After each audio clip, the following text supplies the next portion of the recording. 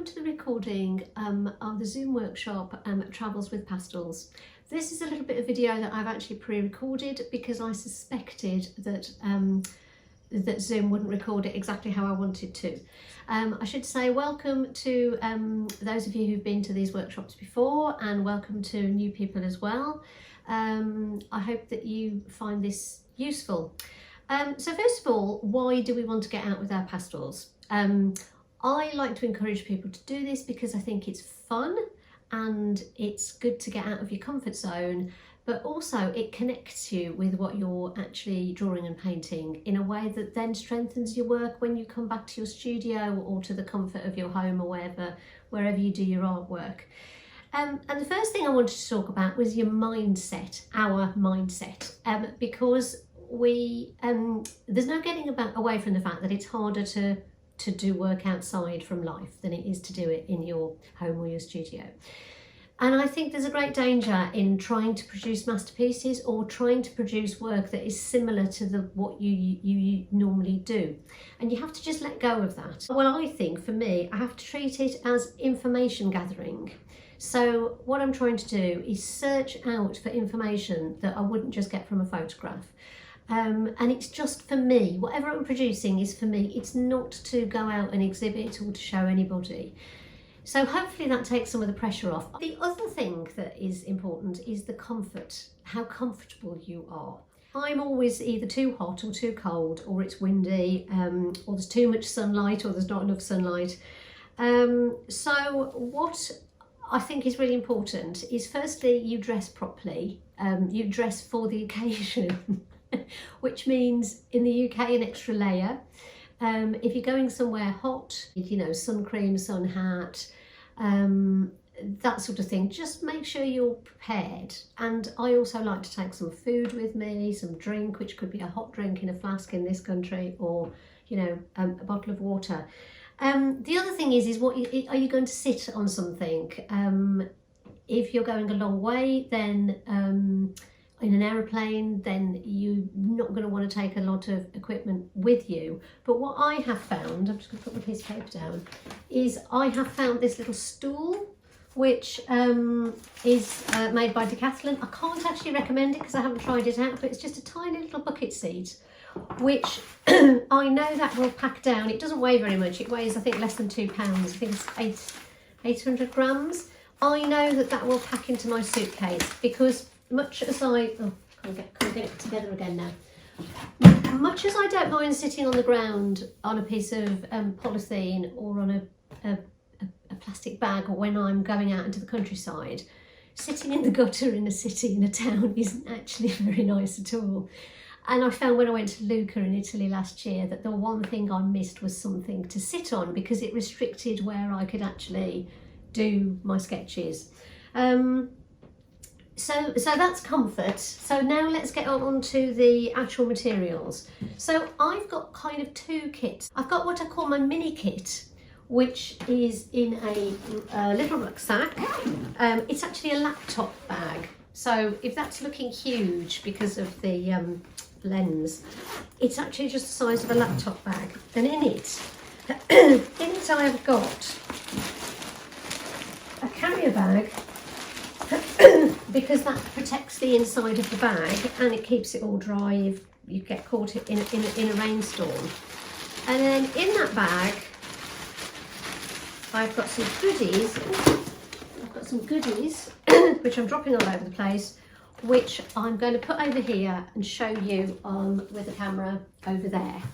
Now the other kit I've got is one for if I'm closer to home and I'm either walking from home or I'm parking the car somewhere and I don't have to walk very far. And this one is in a bag for life, or if you don't live in the UK, then a strong and sturdy carrier bag. I'm just going to show you the contents of that one over there so that we can just look at them both together. So yeah, in the mini kit, let me just move these so what have I got? I've got tissue for cleaning my pastels. In my pencil case, I've got the usual things, just pens, pencils, erasers, pencil sharpeners. You never know what you're going to need. But then all my pastel equipment I have got in little boxes, and I've got it padded with lots of sort of tissue. This is my kind of black and white box. I know there's browns in there, just ignore that. So I've got cream pastel, some charcoal, some black Conte. That's if I'm just doing tonal work, which is what we're going to start with today. And everything I pad out with extra tissue, so that if it gets jiggled like that, which it absolutely does, the dust won't spread about too much. So the actual pastels, I don't like closing the lids on pastels because you get a lot of dust. But what I do with them is, again, I put some tissue, which I replenish when that gets very dusty, so that I keep this as dust free as possible. Because if this is, you know, in the back of my pack and I'm running up and down the hills, it's going to get jiggled quite a lot. I always use elastic bands. Because you do not want that lid coming off in your bag. I've got my other little set here, which is this one, which we're going to look at today. I've also got a set of Conte crayons. Well, it's not a whole set. It's the colours that I pretty much use. Again, I've kept quite a lot of the foam in this box. I've taken out, they had an individual foam thing, but that just drove me mad because it went all over the place. But again, so they're kind of held securely in there. And again, that has an elastic band on it. So everything's kind of kept tight as possible. A bit of plastic for sitting on, which I can spread out. And then as far as surfaces go, the size of the surfaces that you can take is dictated to, obviously, by the size of your rucksack. This is as big as I can go with that particular rucksack. And this is a little book that I've just made up. I just found these plastic kind of document binder things. But actually, they hold them together really nicely. These were just some I did when I went out the other day. But can you see, I've just put all my favourite colours of paper in there because I have no idea till I get out there what I'm going to need. So I'm just going to move those over to one side and then get the other bag to show you. I should say as well, as far as the size of that paper goes, I've just bought this bag, which is actually exactly the size of the underseat hand luggage allowance for EasyJet. And because it's square, I can actually have a bigger set of boards. So these are just boards I've primed with Colourfix primer, clip them together with a bulldog clip. So onto the bigger kit, the Bag for Life, which you're getting an aerial view into here. Again, I've got my boards. You can get quite big boards or whatever you take out in this bag to sit on. I don't take a drawing board with me because a few sheets of mount card counts as a drawing board anyway. But there's a hat cloth there. But can you see in here? I've got the pastels in the boxes already open, just left open. But I can get quite a few boxes in there, so I can take out quite a selection. And what I've got there is, she throws the bag to one side. I've sort of separated them out into sort of families of colours. So, you know, browns, reds, oranges, yellows and greens, and purples and blues. And that gives me quite a good kind of range to work with. But I could take, I could double that or treble it, and I'd still be able to carry them in that bag. And the bag holds loads more of the things as well. You could put a cushion in there to sit on. It's just, I've taken primers out and painted the surface while I've been out there. So those bags really kind of, as long as you don't tip them over, as long as you don't trip over, it's a very good way of transporting them. So I'm just going to move those out of the way and just show you, this is my extra, as it says, landscape backup. This, again, when I was traveling on an aeroplane and I didn't want to take so many as I had there, I crammed every extra colour that I hadn't got in my sets into this. Again, put some more padding, elastic band around it. And that's a great way of having a backup. And that went in my suitcase. So it was a bit dusty when it got to the other end. But what I did was I just replaced this with a bit more kitchen roll or whatever. and it really wasn't so bad. Yeah, so that's it basically. That's my kit for transporting. So I hope that made sense. And now let's get on to a bit of artwork. Now, the plan for this evening is that we do 3 or 4, we're probably going to do 3.5, to be honest, with the time that we've got, pieces that are going to be little sketches. They're going to be this sort of size, or this. And that's the sort of size that I find quite comfortable to work on. It goes in my little bag. But the thing you have to really bear in mind with sketching is that we don't spend as long on it as we do on kind of the masterpieces that we do in the, I'm using quotation marks around that word, that we do in our studio. So because I'm never very comfortable when I'm out there, I'm always in a hurry, and therefore we need to simplify what we're doing down to the bare essentials so that we can do it quite quickly. Okay, so I've just got a couple of photos here. I'm going to come down even more, hoping that I'm straight. So if we're in a hurry and we're only going to give ourselves 15 or 20 minutes to do a sketch, which basically is my attention span when I'm outside, what we've got to do is look for what matters, what is important to us, what do we want to get down. And all through this evening, I'm going to keep saying what matters, what is important. Now, for this first one that I'm looking at, which is a view of Oxford that I took a few years ago, this was the photo that I started with. And when I look at that and I think what's important, to me, it's the light on this church. Well, it's basically that you've got the sunlight. It was quite early in the morning. You've got this beautiful sunlight catching these houses on this side of the road. Obviously, you've got the lovely architecture and all of that sort of thing. But you've got a dark side of the road and a sunny side, which I tell you, that's what I'm always looking for with street scenes. But then you've got the mistiness of the church in the background, and the church is very beautiful. We've also got some interesting figures, which if I was outdoors sketching, I wouldn't be able to you wouldn't be able to do those in much detail. You'd have to kind of get them in very quickly. But of course, you can always use your phone camera to take a quick snap and put any details like that in afterwards. But the main thing I wanted to show you here was that you can crop. Basically, when you go outdoors, you're faced with the entire world. There's a lot of it. But really, if what's important to me is this church spire and the sunlight on these houses, then I can get rid of everything else. I can get rid of the van, I can get rid of a lot of the road. And the way I'm cropping down with these two L shapes, you might have seen these before, this sort of thing, you might not have done, but you can do that in reality. Some people just do it with their hands, like this. They just kind of do like a viewfinder thing to see what they want to. If you make yourself some out of card and they're rigid, they're really, really handy. And you can just put a little bit of tape there and you can kind of lift them up and remind yourself as you're sketching it out. So basically, having done that, I then ended up with a cropped version of the photo. So if we now get on to doing this, what I want to do is, let me just find so many bits and pieces here. I'm going to get the bigger bit that you've got, which you probably printed out, and I've got just a piece of just scruffy old sugar paper. Okay, so I'm just going to move all these bits of paper out of the way because I've got too many of them on the go.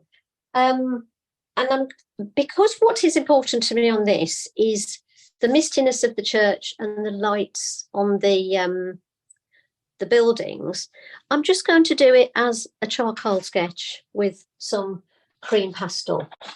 So I should have talked actually about the materials themselves. So what I'm kind of essentially have taken the pastels from for this is my two sets, the new Pastels Will Starter set and our Wild Landscape Extra set, which is what these two are. And I've just got a few extra bits and pieces like some Conte crayon, which we're going to use for some detail, one blue that I particularly love. I've got some pens in here, but actually we're not really going to use pens today. But what we are going to use is some pastel pencils. So It may seem a lot, but to me, that is kind of pretty much getting it down to the essentials of what I work with.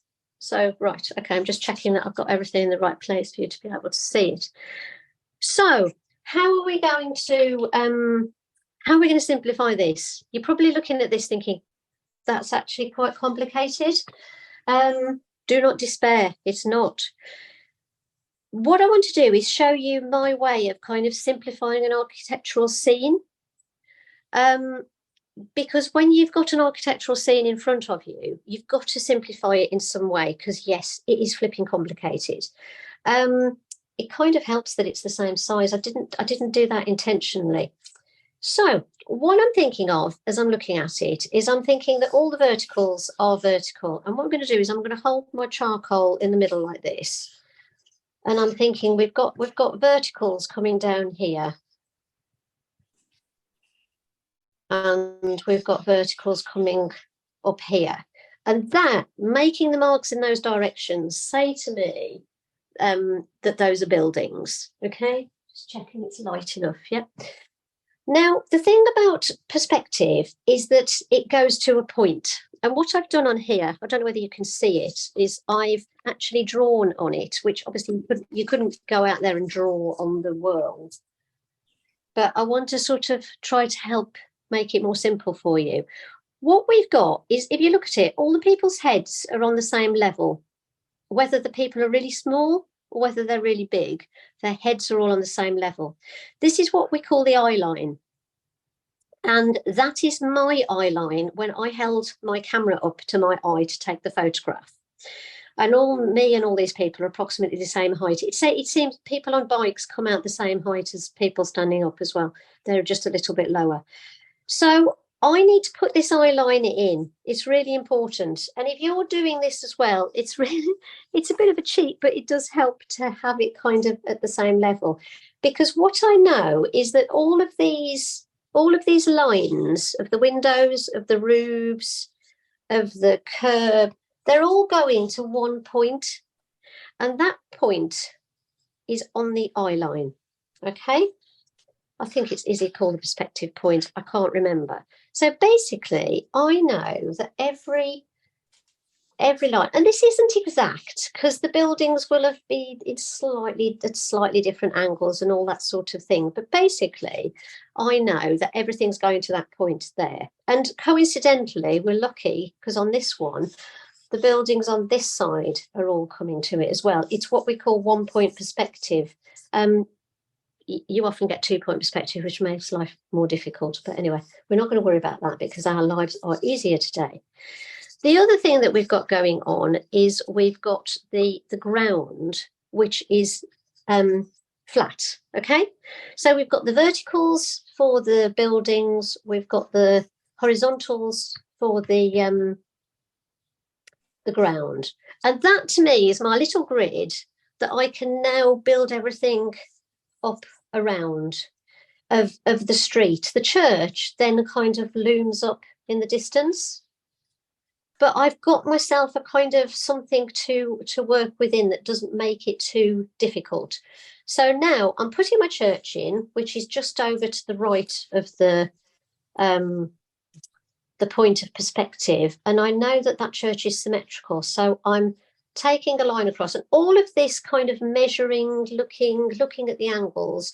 If you were outside, you just hold your, as if you were doing life drawing, you can hold your pastel or your charcoal or your pencil up to whatever you're looking at in front of you, and you can make your judgments in the same way. Okay, so now I need some sort of basic shape of my church to be in my background.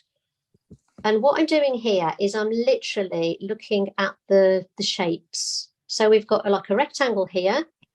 We've got something that's actually circular here, but it looks like a rectangle. It's a bit like kind of building some sort of wedding cake because it kind of goes in tiers. I haven't quite got my proportions right here. When I'm talking about proportions, I'm talking about how high something is to how wide it is. So I'm seeing that this section is higher than it is wide, And that's why I said I hadn't got it right, because mine was a bit of a square. So all the time I'm looking at shapes. That goes behind there. There's a bit of an arch there. And there's a bit that comes in there. All pretty simple. Now, from where this is, I can then see that we've got a line coming down here. We've got some roofs here. But honestly, I'm being so kind of loose with this because we just don't have time to put all the detail in, do we? So I'm looking for my shapes of how things are going to fit into my grid. And I can see that those buildings come down kind of like that and go in like that.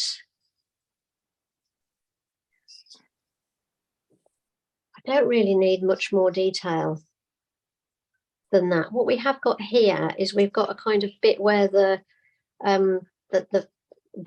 road comes around the corner, and then that's that bigger building that goes there. And we've got a bit of a street there, haven't we? And we've got, so if we think about where our perspective line is, I'm just going to sketch in. I've got a person there, so let's put some people in. Person there, head.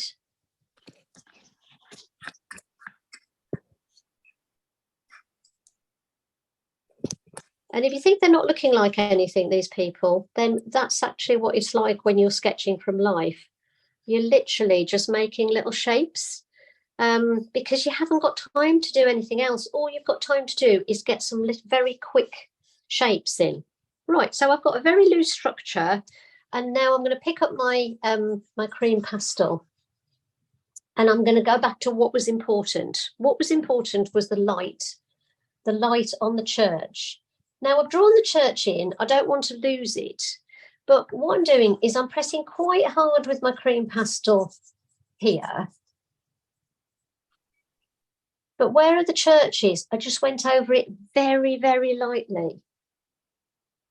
Because having drawn it, I don't want to lose it again.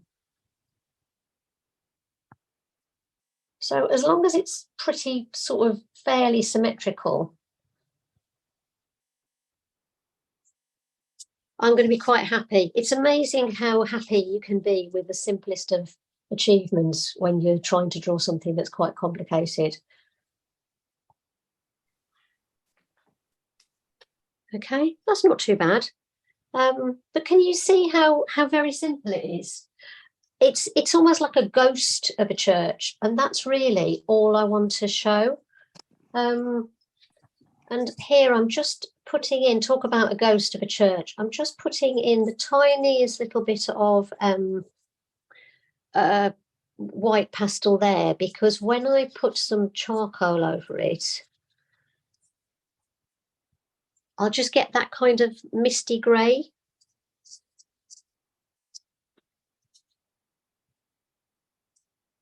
Okay, and here I'm not going to do very much with these buildings down here at all, because all I want really here is for them to be darker than the church behind, because that's what's going to give me the sense of distance that I want. Same with these buildings here. Just put some lines in, and then we've got these kind of gables, which are like, you see, just like triangles that come up, and then we've got a bigger one. We've got two, but I'm just going to make it one, because the joy of this is that you can simplify it as much as you want to. And then I want to just put in, there's my perspective line. My dad used to, he was an architect, and he taught me how to do perspectives, and he would put a pin in there so that he didn't lose it. He'd have a drawing board and he'd put a pin in it, which I never quite do that, but I have to say he probably had much more accurate drawings than I did. And I'm just looking for the occasional bit that interests me. So there's a sort of shop front here. There's a couple of bits sort of in the doorway, and then it goes like that there. So again, I'm looking for the barest minimum of anything that can give me something interesting to focus on. A few little flicks that can pretend to be windows. And then we just need to get that bit of light on that side of the building. So picking up my cream again and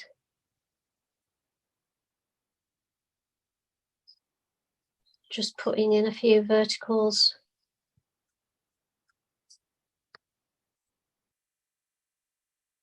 Little bit of an archway there. And then what we've also got is we've got a really bright bit of light along the bottom here where the sunlight's hitting the... Okay, now that's gone a little bit wobbly there. So what I'm going to do is I'm just going to get out my black pastel pencil to just get a little bit of more of a little bit of definition.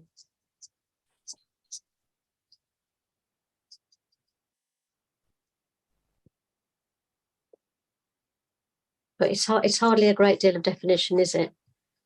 And we've got the light coming down across the pavement. The shadows won't follow the same perspective rules as the buildings, because the shadows are dictated to by where the sun is coming from. So wherever the sun is, that's going to affect. They will have perspective. You see, they're closer together there, and they come further apart down here. But they are dependent on where the sun comes from. If you want to get really fancy, you can start putting little kind of edges where the sun catches on the sides of people's heads, which is always very nice. I love a bit of a backlit person. But can you see that's a remarkably quick sketch. So I hope you're not too traumatized by that. I could then bring more light onto that building there, because actually, I don't know whether you can see, this side of the buildings here is in shadow, and then you get the bit of light here. But I don't think that you necessarily need that. If it's a super quick sketch and we're just gathering a bit of information, then that will do. Now, if you want to get a bit fancy, you can put some of the detail in, like the little lights. And it's this sort of detail that actually can bring your picture to life. But you don't need to do all of the lights. You only need to do one or two to tell the story. Because again, as we said, what's important? And what's important is not telling us the whole story. So I hope that made sense. I hope it wasn't too quick. I know it was quite quick, but if you think I'm going quickly, then I think the best thing to do is to watch what we're doing, and then have a go at doing it from the recording. See, I can't stop fiddling with it now. But anyway, we're going to put it to bed and leave that. And we're going to have a look at another one, which is a different kettle of fish altogether. So let's just have a look at that one. That was the one I did earlier, which, you know, is different, but same sort of theory.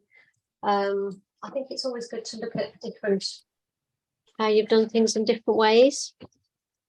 So this one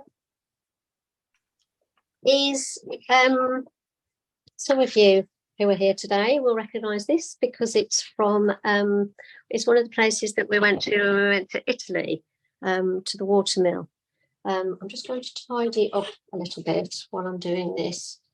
Yeah, so it was this beautiful, we were on a hilltop, and we were looking out across at another hilltop. And let's have a look at what's important about this. I have to say it was much better being there than looking at a photograph, but that's what this whole evening is about, really. We have this beautiful, beautiful sunny day.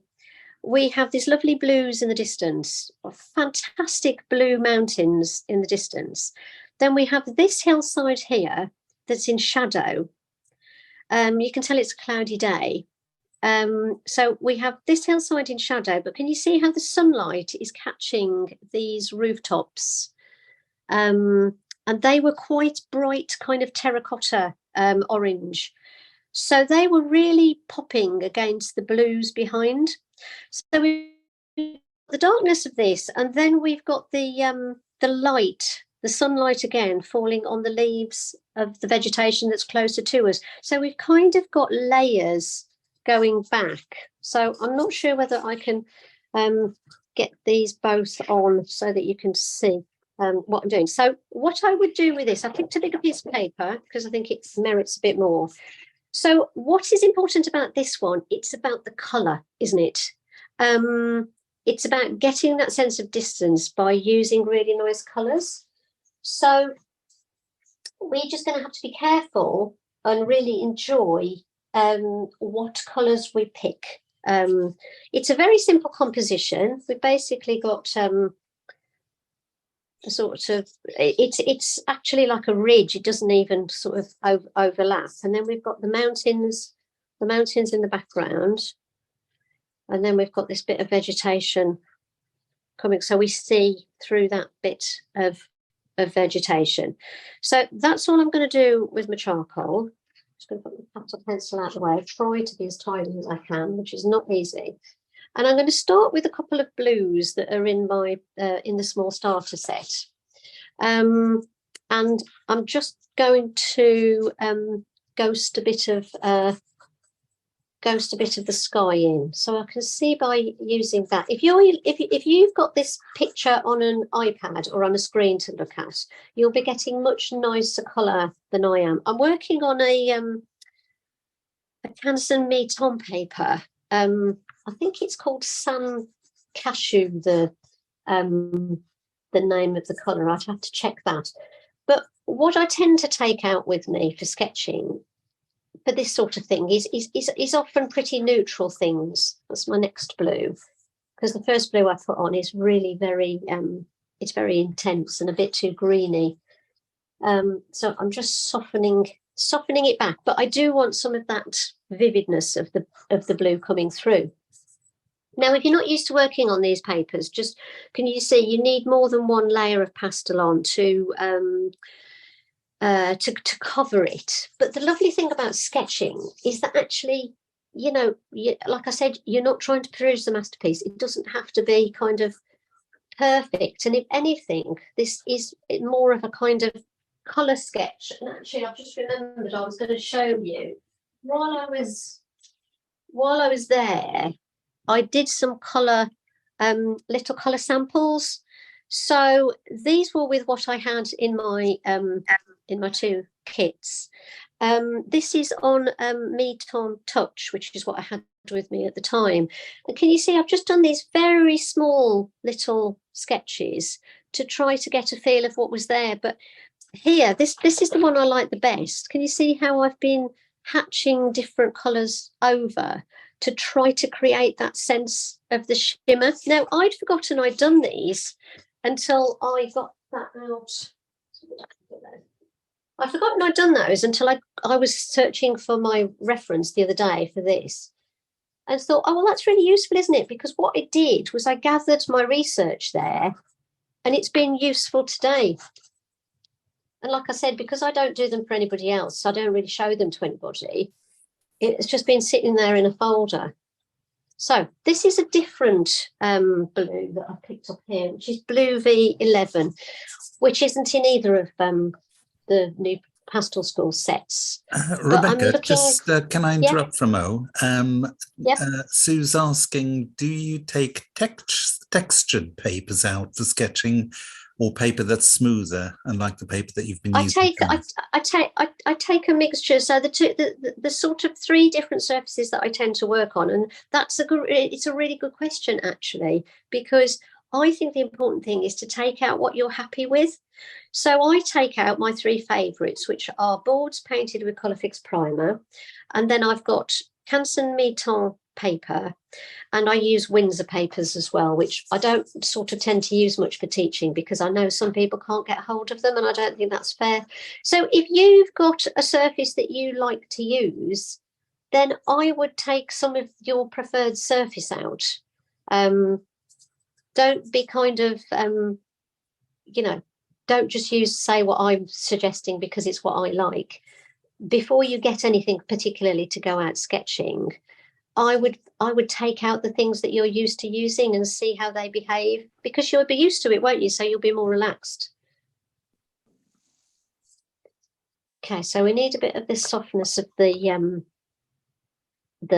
clouds. Losing my edge of my mountain there, and I know the cloud's coming over it, but I do want to have a little bit of a kind of definition of the edge of the mountains. And now I need something a bit lighter again, colours in this set. And because I am working from a photograph, of course I don't really know what the colour is, because the colour is what I'm seeing on the photograph, and again, that's what's so nice about actually being there. But here I'm just thinking the light is coming from here, the sunlight is over here somewhere, so we're going to get a bit more, we're going to get a lighter side. And now my bright cream, which is the one I always use when I want a bit of sunshine in my painting. So from a quick sketch, I'm quite happy with that at the moment. That'll do. Just darken my clouds in a little bit in places, because I want to get on to the what I really care about is what's happening here with the I think somebody might need to mute themselves because they're coming over loud and clear. So let's have a look at the hillside here. Now, this green I've got here, which is green 15, which is one I use a lot of. I put that on because I want a bit of kind of warmth and sunlight in it, but it's not really, can you see how that is not going back into the background? So I'm going to have to try something else to knock that back into the background. So this is a darker green. That's feeling, again, it's good and dark, but it's still actually rather intense, considering it's supposed to be the background. But because I have a certain amount of pastels at my disposal, although I've got all my drawers full of pastels here, I'm assuming that these are the pastels that I've taken out with me. So I've got to make that work now when it isn't quite the right colour. The joys of taking your kit out with you. This is what happens. So I've got one green here, which I've took from my wild landscape set. And can you see this is a much, it's a much less intense green than, say, that's the green 15. Can you see that there on the side? Yeah, you can. So there's the green 15, which is very yellow and quite intense. That's the darker green, which is very intense and dark. And then this is the one that's got a lot more bluey grey in it.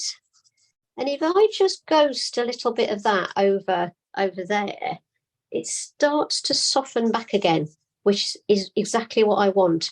The other thing I could do to soften it back is to pick up that blue, and then that'll kind of blue it back again into the background. Can you see what I mean? So it's taken out a lot of sort of that richness, but I do want, there's some lovely details on this ridge.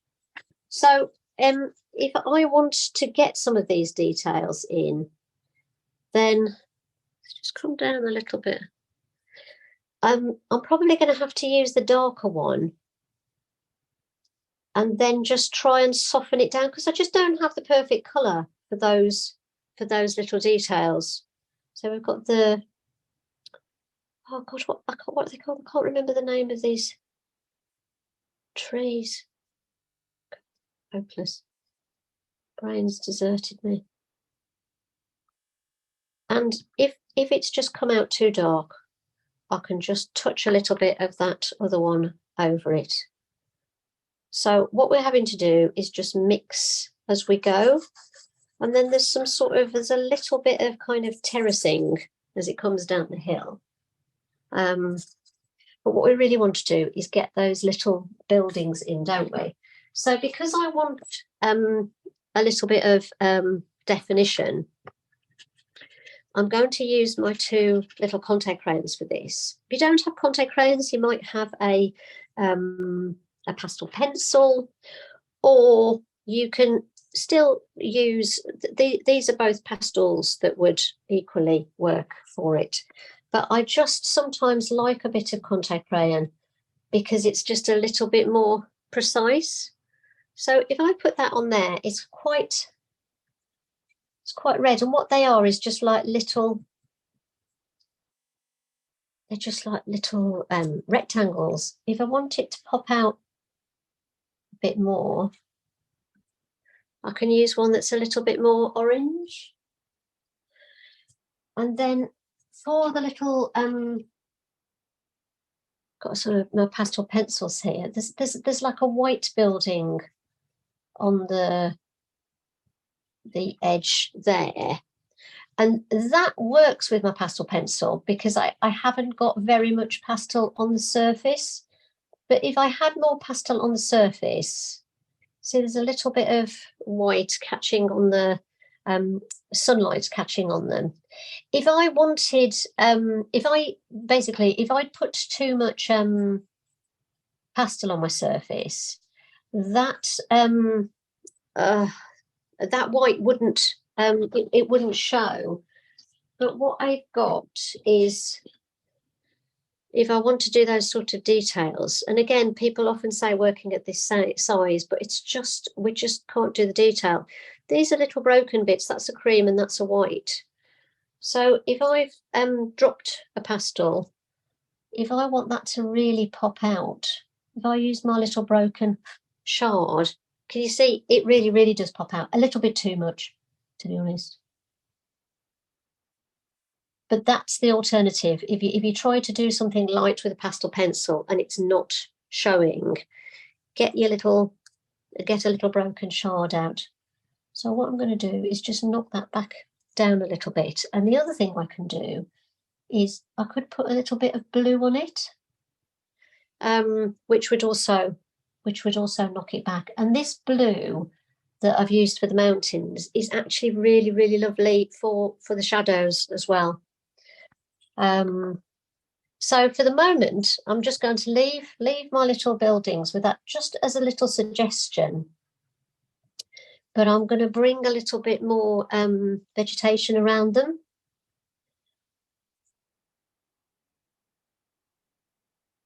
A little bit of the, are they poplars or cedars? I can't remember. Anyway, I'm just making little kind of different marks with pastels to describe different types of trees. And then I've got a brighter green here, because some of this vegetation up here is just catching a little bit of sunshine. So we just need a green that's got a little bit, that's lighter and just got a little bit more, what's the word? Yellow in it. Sorry. You wouldn't think it was so difficult, would it, to come up with a word like yellow. Now, if I want this, sorry if I keep doing that and it's loud. Andre says I keep shouting now out very loud and it frightens him. If I want to now work my little bits of vegetation at the front over, let's come back to the photograph. You see these bits over it. I need to make it dark enough in here. But if I use my dark blue, which is what this is, it does go really very bright, very sort of rich. But again, I can use my less in your face blues, because I just want a bit of dark behind where I'm going to do the lighter ones. So if I want to now work a light over a dark, one of the things I can do is get my little scraper, which is just a bit of laminated plastic. I know some people use credit cards to do that, because having done that, I can now come over this with a lighter light. That one's too light. That's too much of a jump at the moment, I think. So go back to one of those other greens. And now, because these greens are closer to us, or this vegetation rather is closer to us, I can change my marks. You see, I smudged a lot of this to get a sense of distance. But my 20 minutes is nearly up now. So as I'm sitting outside, I'm getting a bit fidgety. And I want to get finished quite quickly. Just putting a bit of extra dark in there so I've got something for it to act as a foil against. So what I can do is let my mark making tell the story.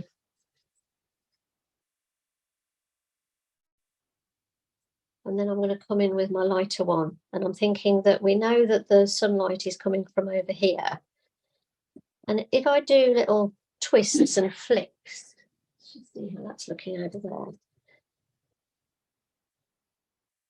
Some of them are going to look like leaves. They're not all going to look like leaves, but you know, what we're trying to do is just do a bit of a kind of shorthand and definitely change the mark making from what we've got going on behind.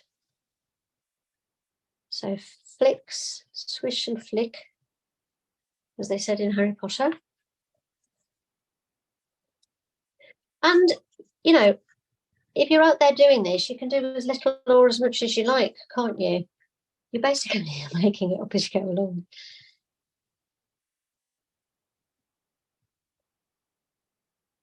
Now, at the moment, that's kind of, it's all very green, isn't it? So if I want to get a little bit more life into it, this is like a greeny yellow. But I might want to use something like, because I've used the orange, because we've got the orange in the hills here, actually, there is bits of kind of orange in the vegetation in the foreground as well. So remember the rules of, as we've been doing landscape painting in the past with these zooms, that if you use colours that are warmer, as in yellows, oranges, those sort of things, or even greens that are more yellowy, they will jump forward. So don't know how well that's showing up on the, but if I actually put a proper bit of orange in that, it's really going to jump forward because it's got blue behind it. And I might put a bit of, might risk it for a chocolate biscuit, as my mother would say, and put a little bit of brighter orange over there in the background. So there I've got a kind of a quick sketch that if I had more time, or wanted to have more time, I can then work into it or play around with it. You know, I could put a little bit more sunlight catching some of the hills at the back. This might be looking very dark. I think it's probably looking darker on the screen than it is for me here in the room. So, but it can be tweaked, can't it? This colour, which I think is, what is it, blue-green 3. This is actually a lovely colour for getting some warmth into your shadows. So can you see how, and you might say, but I don't want warmth in my shadows, I want my shadows to be cool, but it can really liven up your picture. What I did with the sketches I had before as well is I actually put more I had another purple that I used more of in the background here, but I didn't have that purple on the list that I gave you, so I thought it wasn't really very fair to kind of use it. The only other thing that you could do on this if you wanted to is there are some sort of twiggy bits coming out, which you may or may not want to put in. And you could do that with a little bit of pastel pencil, or you could kind of do a little bit of kind of marks of branches with, again, with a bit of pastel pencil. But it's, you know, it's up to you. What we're trying to do is convey that feeling of the distance with the different colours. So I'm going to stop that one now. Rebecca, yeah. Sibyling's asking, have you used new pastel sticks rather than Conte? The Conte crayon, you mean? That was definitely what those are, Conte Carré crayon, if that's what you mean. I think the term was new pastel. Is new pastel? It's a make, isn't it? The answer, no, is the answer to that. I don't have any of those. Or Prismacolor. No, I haven't got any of those either, I'm afraid. But I'm, you know, if you like using those, then please carry on. Right, I'm hoping that we can just sketch the next one out before we stop for a little bit of a break. So what we've got here, I'll just sort of introduce this, and then we'll have a break and then come back to it. So what we've got here is a lovely little window with sunlight on it. And one of the things about it, well, what's important about it? That's the first question, isn't it? So, oh, hang on, I need to just plug my light in. So the question, what is important about it to me? It's all about the sunlight and those beautiful shadows. Because what's happening is these leaves are casting these patterns of shadows. And again, I've obviously got a thing about blue at the moment because my studio is full of blue paintings, and I keep seeing a lot of blues in the shadows. But to make life easier with this one, what I would suggest doing is using a pastel pencil to draw it out. I'm going to come down a bit to see this. Is drawing using a pastel pencil to draw it out and simplifying it so that it's not actually, let me just check I'm getting my sizes right to be able to fit it on. I'm going to simplify it by squaring it off so that it doesn't go away in perspective, because it's such a small amount of perspective and it's just going to make life more complicated. If I want to do a vertical, I'll line it up with the side of the paper. And as far as my proportions go, I have to look at height to width. And actually, I can see already on this, can you see how it's too wide in relation to the width and the height of that? So I'm going to bring this line in a bit, just using an eraser. That's the cleanest eraser you'll ever see here, I can tell you that. It's still, I think it might still be a little bit on the, still be slightly too high, but too wide. Let's bring it in a bit here. And it doesn't really matter with a window, does it, whether it's exactly the same proportion? Well, it would matter if you're a window designer, obviously, but what I mean is it won't look wrong when we're finished if it's slightly the wrong proportions. But if it was a person or an animal or a lot of different things, it would matter. So practicing seeing the proportions is a really, really good thing to do. And it's one of the things that, of course, you have to do when you go out sketching, because you can't trace it off.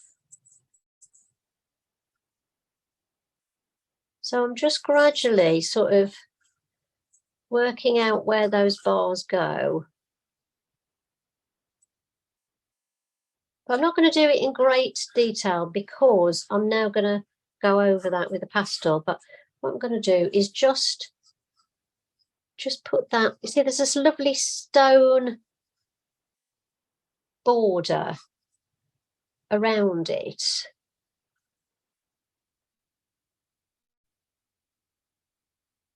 So I'm just going to put that in.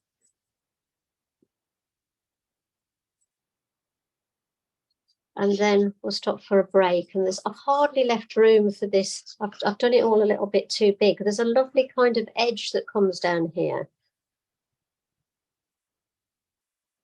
And then we've got the stones.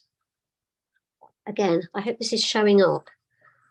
Can you see how we've got the beautiful shape of the stones? But I'm not going to do any more to it, because what is not a good idea is to draw it all out and then colour it in.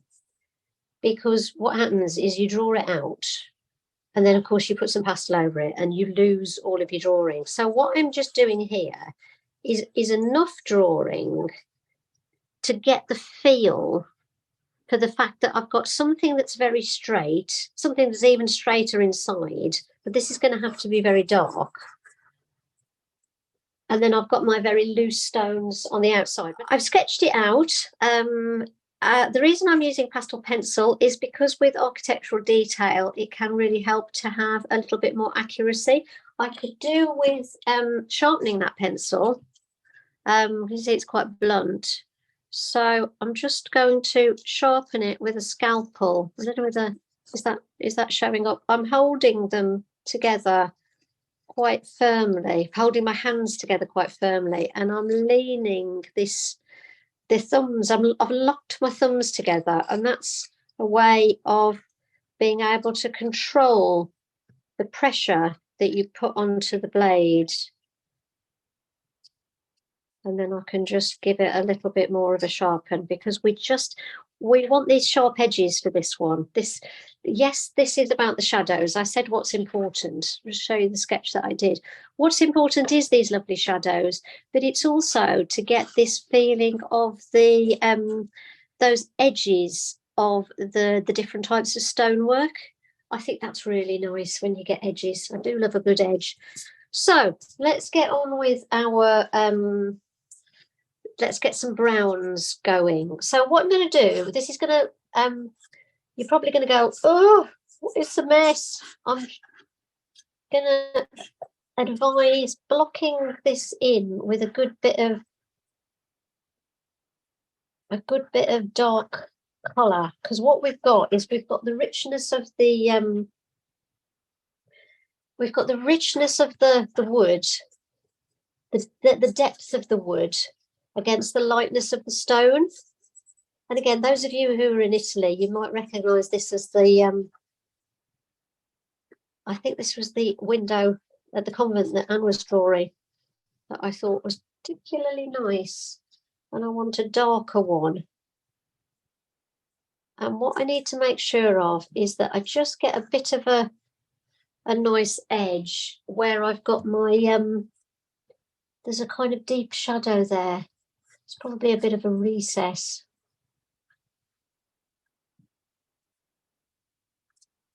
So I'm just basically blocking in.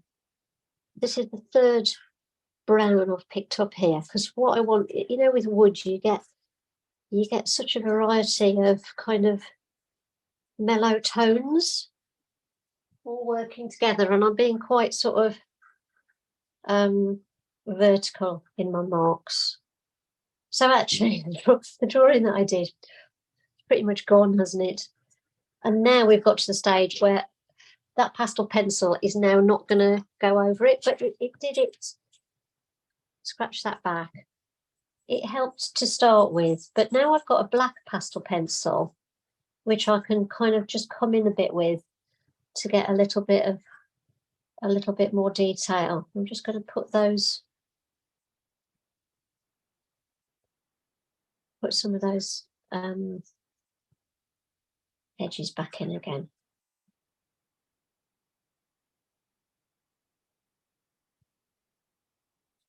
And then if you want to make it look like it's recessed in some way, you need to describe the shadows.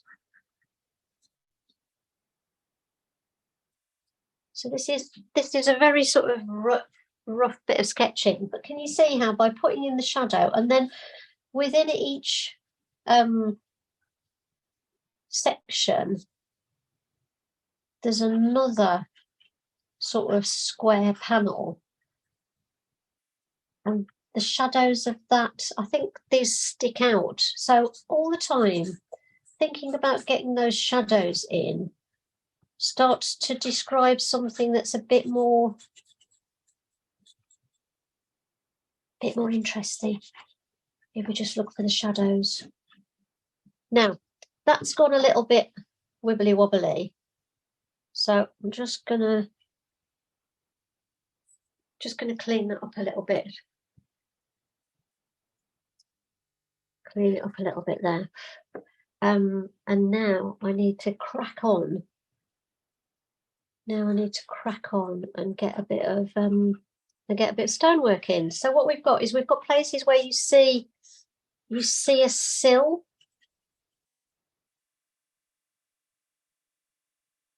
So you see the recess there, and you see the recess there. And time is passing. So I've got a couple of, I didn't put all the colour samples down there, did I?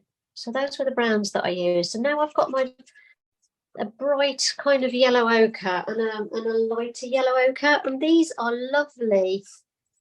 These are lovely kind of stony colours. You can see I've picked a colour of paper that is really sympathetic to the stones as well.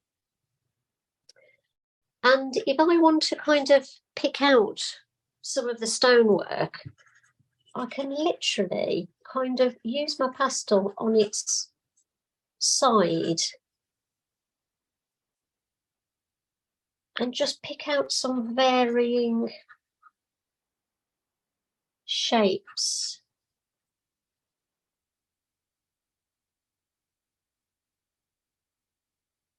It's very rough and it's very loose, but hopefully when I put some edges in, it will start to make a bit of sense. Now, we want to have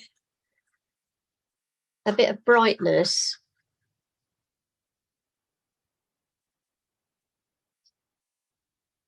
So there's our basic stony colours. Honestly, this is super speed sketching. If you're following me, then I greatly admire you. I'm going to come in now with my super bright, because we need to make something happen quite quickly here. So if I want the sunlight to be hitting that bit there with this lovely creamy, it's a cream coloured pastel, but it's also got quite a cream texture. It's a unison pastel, like all the other pastels I'm using, soft pastels that is. But this one has a particularly creamy texture to it. Now, can you see how I'm putting those marks on, and I'm going to soften it a little bit, but not a great deal, because I actually quite like the fact that it's picking up the texture of the paper, and it's feeling a little bit like it's the texture of the stone. We definitely need some. If you're feeling like it's all a bit blobby, don't worry. We're going to work into the edges, because remember, one of the things that was important were the edges, so we don't want to lose those. Okay, so now I'm going to get my blues, and I'm going to look at on my picture where the shadows are before I put the vegetation in. So I'm seeing that that's the shadow down that part of the recess, and then there's a shadow there, except actually that's reflecting up from there's quite a lot of reflected yellows.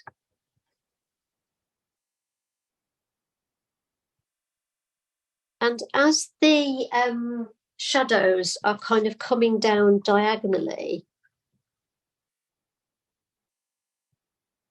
I'm using the pastel on its side and sort of trying to just agitate it a bit to get some of those shadows. This is the recess in here because there's like a part of the wall here that sticks out, so it shadows what's behind it.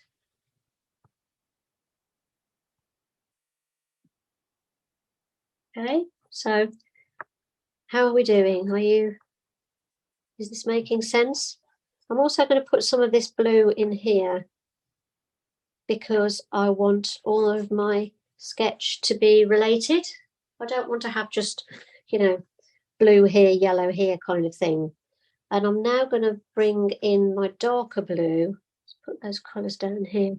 Bring in my darker blue to do some of that shadow recess in there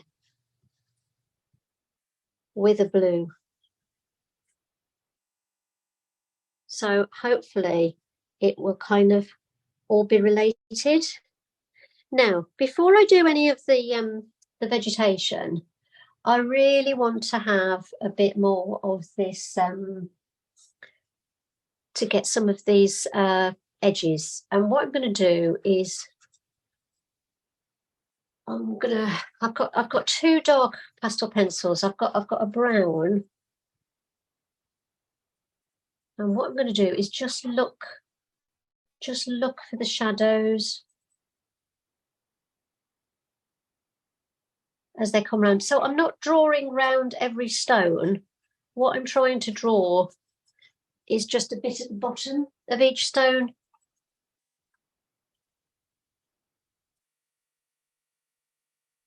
Just a few edges here. You see, you don't have to draw every edge to tell us that there's an edge there. And if you press hard, you can hear it making funny noises. If you press hard in places and not in other places, so you get what's called a broken line, it can make it look much more natural. Just come and have a quick look. If you see my nose keep appearing in the, you can see the laptop, it must be very horrible, but I just keep having a look of seeing what you're actually seeing. And if I want like a deeper shadow there, I can come out with my black one. I know you're probably thinking, oh, well, should we be using black when we're working with colours? But when we're sketching, we just use whatever comes to hand, basically. Now, what I'm seeing in there is quite a bright bit of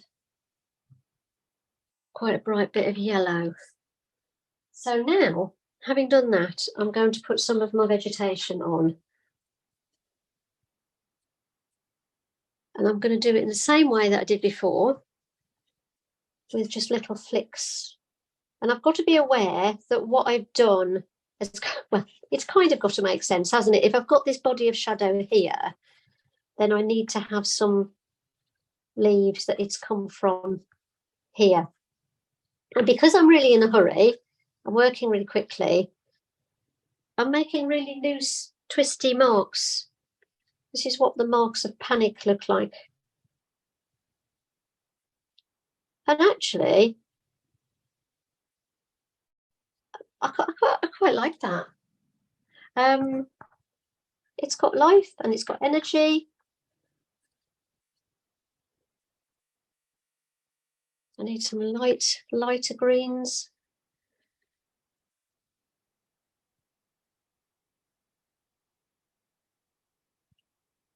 And what happens as you get leaves touching the light, you get, let's come down a little bit, they twist and they turn and you get little, you naughty light, you're supposed to be plugged in. Misbehaving light again. As they twist and turn and change direction, you get those little flecks of different, literally different twisty shapes, which I think is really nice. Rebecca, to do the, yeah. Olga's asking, would you work more on the sketches at some point to convert them into a painting? Well, that's a really good question. That is a really good question, because I used to do that. I used to bring my sketches home, but as I'm talking, I'll just say that I'm using a little bit of my darker blue to put some of those little flecks of light into the flecks of shadow rather into the wooden door. And now I'm going to use a bit of orange to add some lighter bits to the wood. So whatever's going on around here is going on with the wood as well. I used to do that. I used to start things. There's also there isn't a right and a wrong with this. I used to start things out, especially on Dartmoor, and then come back and finish them in the studio, and that gave them a certain kind of vigor, because they were started with me kind of sensing the energy of the place that I was in. But at the moment, I'm trying to just do sketches and then come back and say, right, that's it. If I want to do something else with it, I start again. But there isn't, like I said, there isn't a right and a wrong to it. So some people will, start it outdoors and come back and finish it in the studio. Some people will just treat them as sketches. So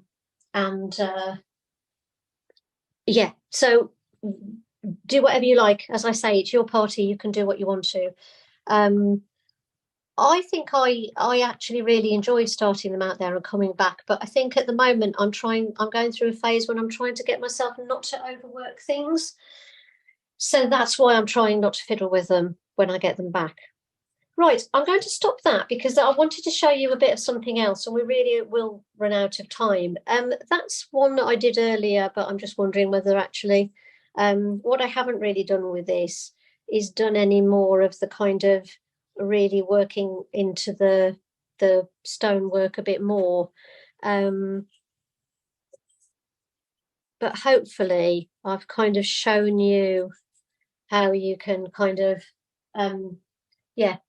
get started with it really. And I will show you some other forms of doing stonework a bit later as well. So let me just pop these back in here. So if you've still got the energy, we're going to have a go at one more. I'm going to just get some more tissue.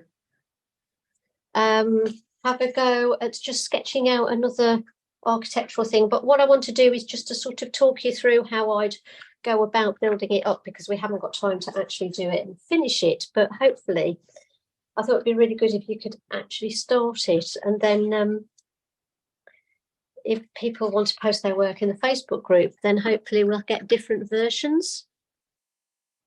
Okay, so I'm going to put my pastel pencils away, say goodbye to the window. So we've got here St Paul's Cathedral, and this was a massive scene. There was a hell of a lot going on. St Paul's is a massive cathedral, so we have to ask ourselves what is important about this one. To me, it was the beautiful architecture, and it was the light on the building.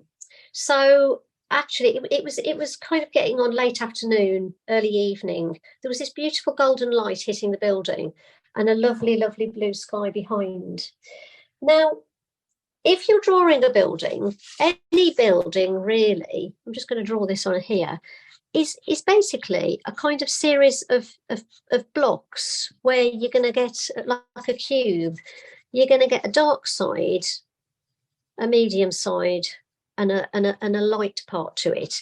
And every building that I draw, I have that kind of image in my head that I'm kind of I'm dealing with. I always turn them into geometric shapes in my head. And if you cut that through the middle, you basically got the semicircle of the dome, and then you've got like another bit there and another this, but it's all round, isn't it? So how do we make that look round? Well, basically, it's going to be it's going to be darker on the one side and it's gradually going to get lighter. So to make something, imagine, I hope you can see these, they're very small, aren't they? So a cylinder, you're going to get a gradual change from dark to light as that comes round.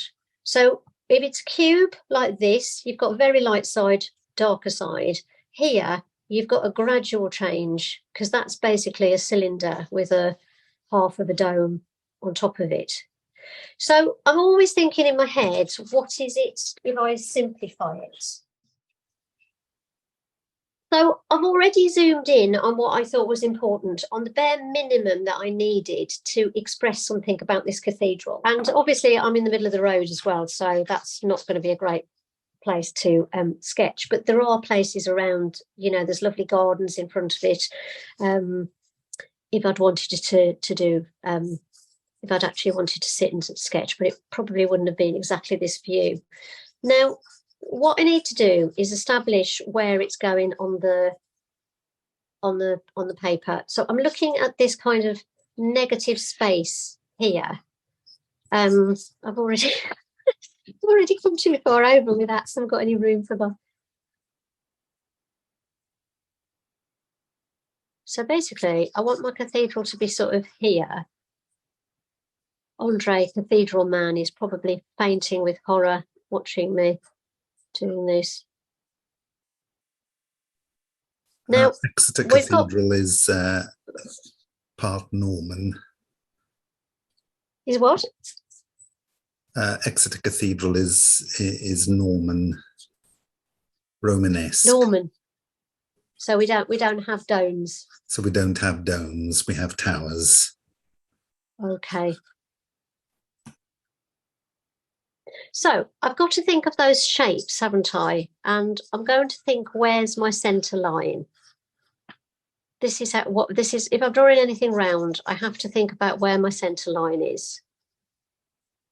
And then I have to go back to that thing about looking for the, going to go off the top of the paper. Do you remember the business about looking at when we started with the church earlier on?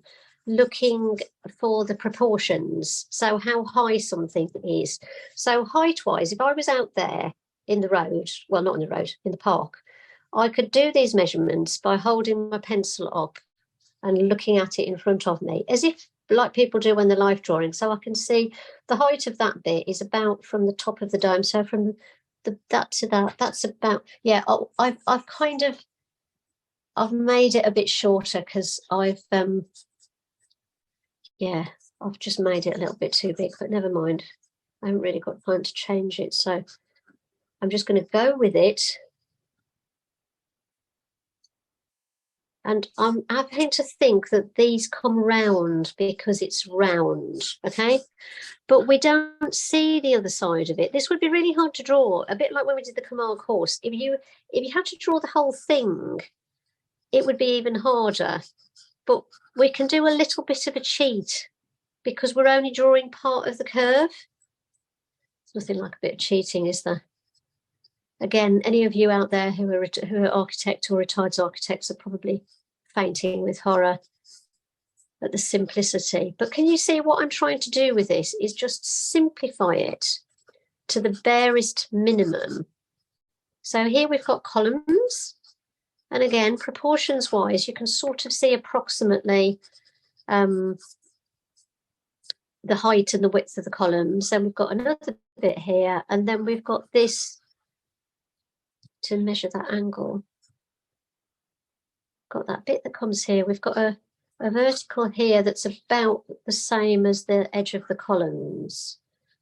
We've got a bit that comes down here that way. And because I haven't kind of got time, or I can't see where the perspective point would be on this, I just try to do a measurement like that to kind of get some sort of understanding of where my angle should be.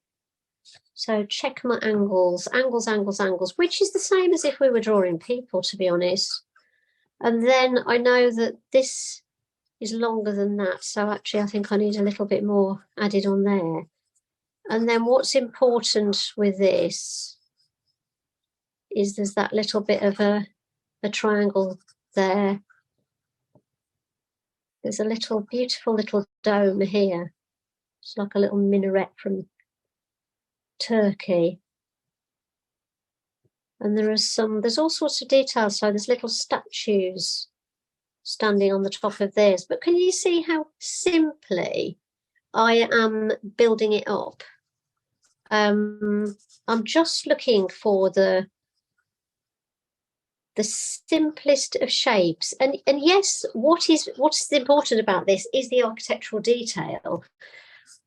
But I've also got to get those. I've got to get those proportions in approximately right. So now I'm going to I'm not sure I have got the proportions right, but I'm not going to bother to fiddle around with it because I just want to get some colour on it. So now the next thing that was important when I wanted to start this sketch was getting that beautiful lightness of the building against the blue sky. And I'm going to exaggerate the blueness of the sky to make my building look lighter and even more kind of magical. But what I don't need to do, I'm actually going to sit down, kneel down on a stool to get closer to this because it's quite a detailed little image. I don't need to I don't need to completely finish it, do I? If I'm thinking that I'm running out of time and this is note taking,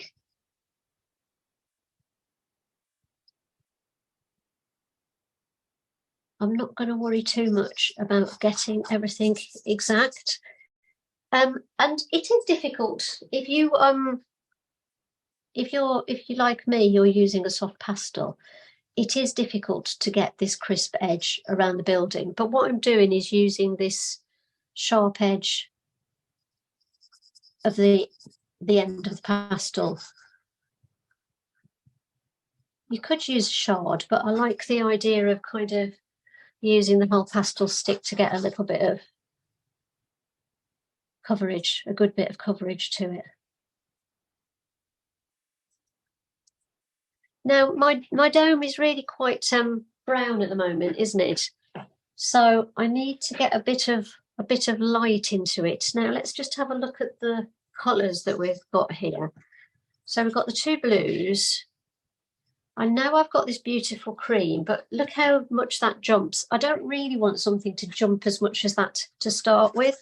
So what I could come in with is that kind of light ochre colour. I could come in with that to start with, because if I come in with the oh, why do they do this? I do not know why these lights turn themselves off. There's probably, maybe I should read the instructions.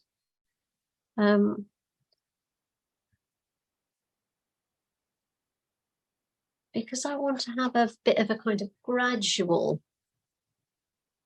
change from light to dark.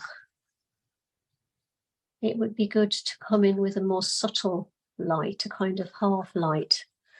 And I'm doing this by just thinking of the curve,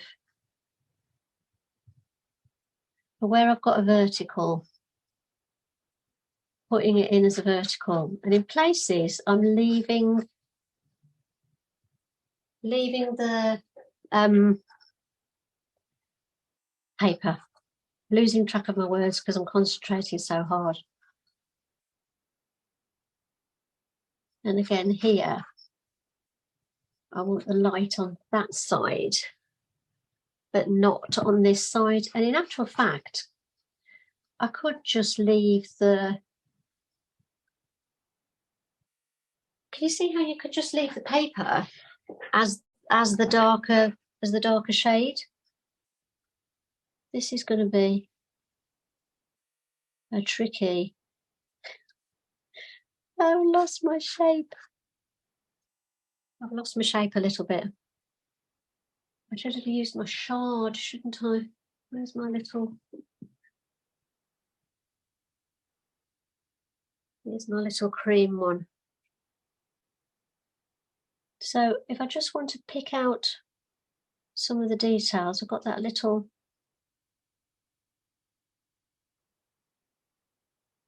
This is super speed painting now.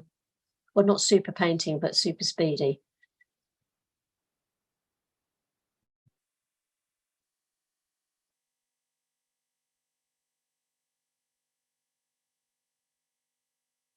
And don't worry if don't worry if you're doing this and your columns go wobbly. This is probably the sort of thing where you would end up going home and touching it in a little bit.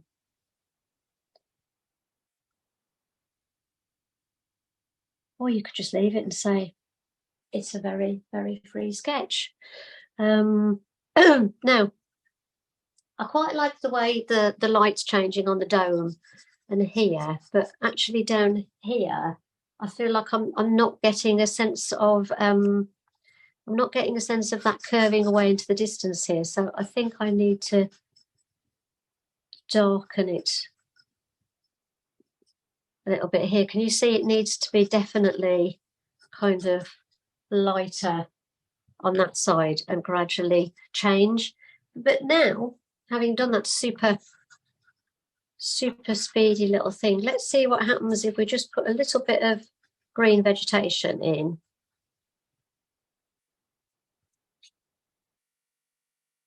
Very dark, but as we know, we can lighten it up. This tree is quite dark as well, isn't it?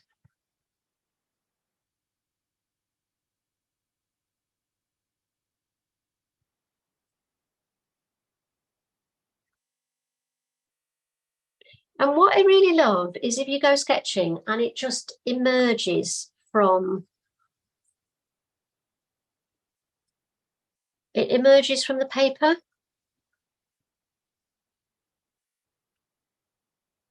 This is quite nice because the sunlight, as it comes in from the side, is just catching some of those trees at the top.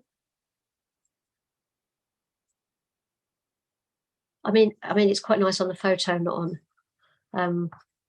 You can see the photo, can't you? You see you've got this lovely bit of light on the trees there, and then you've got this bit of light on the trees down there.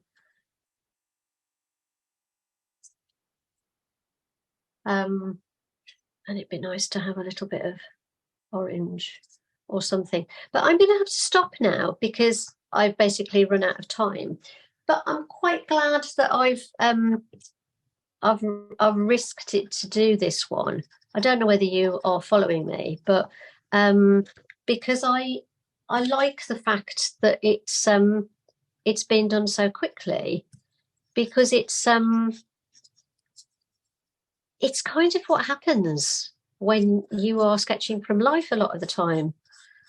Coming in now with my black pastel pencil to sort of put a little bit, if I had more time, if I was out there and I had more time, I'd do more fiddling around with that. So these that was one that I spent a bit more time on. And with this one, I also started putting in some of the bosses and the stuff at the bottom. But actually, I rubbed out quite a lot of it because I just felt that it's about this. And yes, I love the fact that you've got the 21st century here. And I'm sorry, I don't even know when Andre probably knows when the cathedral was built, when St Paul's was built. I love that kind of juxtaposition and the fact that you've got traffic lights and all of that sort of thing. But I feel like that has to be really hinted at in the way that the trees are hinted at as well, because otherwise you don't focus on the bit that's more important. And you can see here I've been a bit more careful because I spent more time on it. I had a bit more time with some of my details on that one, but it is still quite sketchy. So what I'm going to do now is just very quickly show you a few other bits I've got. Get these out of the way. because I don't normally go on so long, because I've just got a few kind of different types of sketches that I just wanted to show you. So these are ones that I've done with pencil, a bit of pen, a mixture of pastel pencil and pen, and you know, very, very simple. Again, in Italy, what really mattered, this is actually a pencil sketch, but I've just used a little bit of cream pastel to pick out the where the light was hitting the statues. What I really liked about this one was the fact that I love the colour of the building. Oh dear, I've just ripped the corner off it. That's not very good, is it? Yeah, ripped off my signature. Yeah, I love the fact that the building was so pink. So I then kind of just used a pink paper to work onto. It's all about shortcuts, isn't it? Well, it is for me. Again, this was just about the light coming through the window, so nothing else really mattered. That's charcoal and a bit of pencil. This is the one I really wanted to show you. This is the Radcliffe camera in Oxford, which again, what mattered with that was that it was a round building. And I did this while I was having a cup of tea. There's a cafe next to this place. And I just played with my pen and just had some fun, sort of just scribbling in some of the detail, as I went, as I ate my scone, which was very nice. This one was done outdoors at a horse show quite a few years ago now at Bicton, near us. And again, can you see there's hardly any detail, but again, what mattered with that was the sunlight was catching that grey, the horse, so it was light against the dark background. And then this was one of the ones I did when we were in lockdown, and it was just sitting at the field down the bottom and looking at the sunlight coming through the trees. So I'm going to stop there because you're probably asleep. I just wanted to very quickly, now my studio is quite dark. We are in my studio today because, well, because we could be, and also because I just wanted to show you my setup, as this is my last Zoom for a while, and I've been doing them in the kitchen because the weather's always been too bad. I just wanted to show you that I've got my studio here, not my studio, my easel here. And then I've got my little work table here with my various bits on. I've got the pastels I'm using here and here, some pastel pencils and hand pastels, which I'm using for a horse I'm doing, Lurel for cleaning, always. I have some hard pastels here that I don't use very often, but they are lovely colours. And then I've just got these to sort of, I'm trying to use more colours. So I've kind of put them all out on the top. And then, as I said, I'm going a bit blue at the moment. But I just wanted to show you the difference in these and sketches that I've done out on Dartmoor. That one got very wild because it got very cold. I was sitting in the wind. And then that's the kind of more finished version. And they're very different, aren't they? And then that's some of the painting that I've got going on. So I'm sorry if that's made you feel seasick, but I'm going to stop now and say you are interested in buying the pastel sets, have a look at my website. The Zooms are stopping until October, but I do have courses, in-person courses available, and the promised online courses will get up on the internet very soon. Please believe me. And I'm going to say thank you very much for listening and for watching.